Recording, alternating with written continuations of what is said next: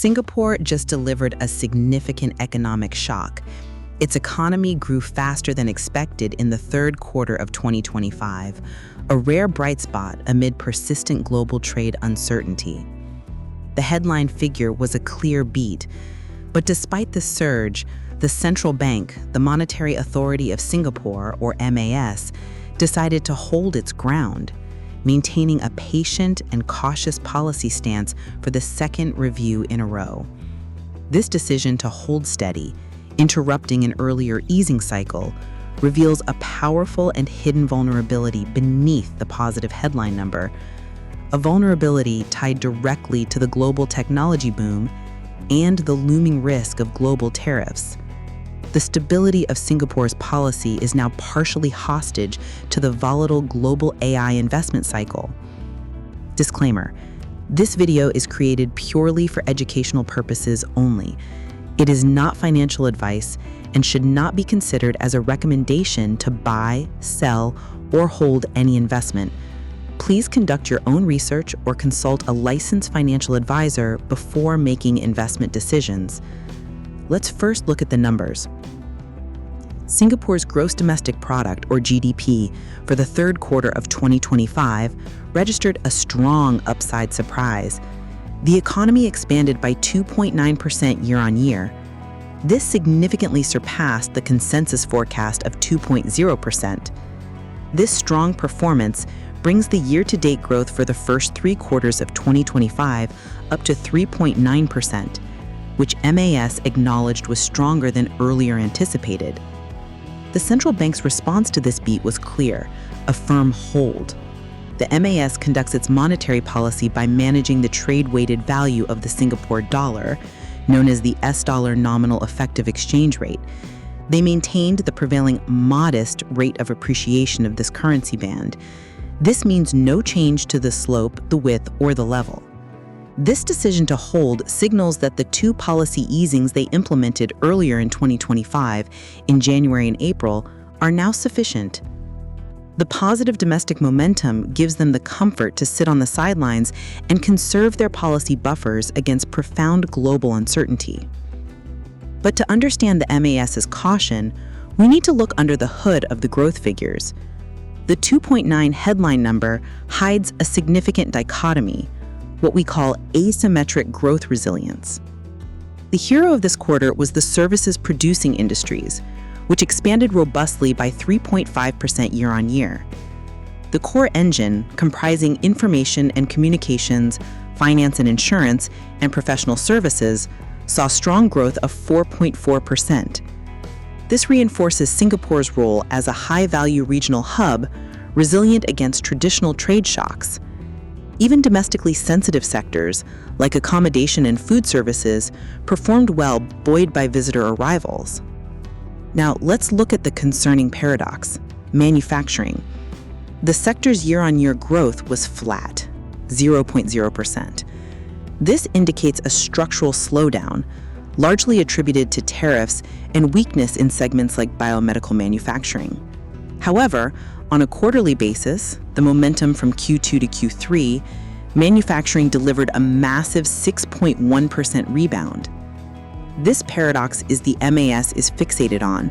This sequential strength is critically linked to two short-term external phenomena. First, the sustained front-loading of shipments globally to beat new tariff deadlines, and second, the robust global AI-related capital spending, which is boosting high-tech clusters.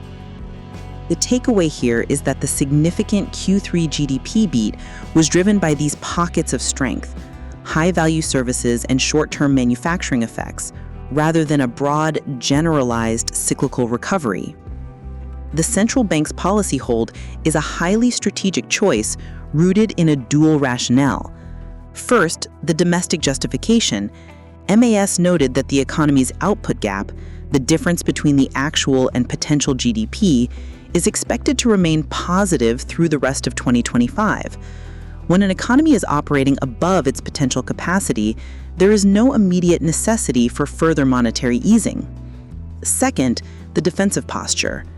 Despite domestic strength, MAS policy remains highly defensive against three critical external headwinds: They are actively monitoring the actual implementation and potential escalation of global tariffs, still elevated global policy uncertainty, and a novel risk, the potential for an abrupt correction in the AI investment boom.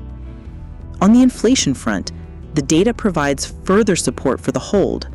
MAS narrowed its full-year core inflation forecast to a very low, around 0.5%. However, MAS considers this to be a trough, the lowest point. They expect inflation to rise gradually towards 0.5 to 1.5% in 2026 as temporary disinflationary factors like the net effect of subsidies and administrative price changes begin to fade. By maintaining the Singapore NEER on its modest depreciation path, even with low current inflation, MAS preserves its primary anti-inflation anchor, hedging against the projected rise in inflation next year. The stability of the MAS hold translated into a relatively benign reaction from financial markets. The Singapore dollar saw stable conditions as the decision was widely anticipated. Its movement against the US dollar remains heavily influenced by the broader US dollar index trend. Crucially, let's look at domestic interest rates, benchmarked by the Singapore Overnight Rate Average, or SORA. Unlike the US Fed, which sets interest rates, Singapore's rates are more significantly determined by prevailing US Federal Reserve policy and local liquidity. The 3-month compounded SORA has been on a downward trajectory, reflecting global trends and falling to 1.4571% by the end of Q3. Analysts anticipate SORA will likely remain subdued in 2026 within a base case range of 1% to 1.5%. This creates an advantageous dynamic. Singapore is reaping the benefits of structurally low domestic borrowing costs, which support the property market and domestic consumption without having to undertake further currency easing. The stable currency, low-rate environment acts as a vital cushion against the drag from stalled external trade. The Straits Times Index, the local stock market benchmark, remained robust, having recently hit an all-time high in early October, underpinned by the strength in finance and high-value services sectors. The strategic hold in October establishes a stable, non-interventionist stance for the immediate future. Looking ahead to 2026, the MAS projects that the economic expansion will moderate to a near-trend pace. Professional forecasters anticipate median GDP growth of between 1.7 and 1.8%. The focus shifts entirely to the external risks. Further policy adjustment, if it becomes necessary, would almost certainly manifest as an easing move, like flattening the NEER slope further. But this will only be triggered by definitive evidence that external trade weaknesses are overwhelming domestic resilience. Portfolio managers need to closely monitor 3 key factors that could force an immediate change in policy settings in 2026. 1. Global trade policy implementation.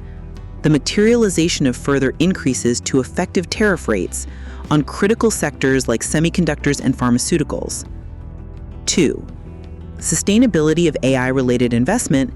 Any sign of an abrupt correction in this high-growth global sector would immediately collapse the short-term manufacturing recovery, forcing the MAS's hand. 3. U.S. Fed policy. SORA's subdued trajectory is contingent on the U.S. Fed continuing its anticipated rate-cutting path. Unexpected hawkish pivots could send local borrowing costs higher. The policy decision effectively confirms that the MAS regards the current low inflation environment as transient and the growth momentum as just enough.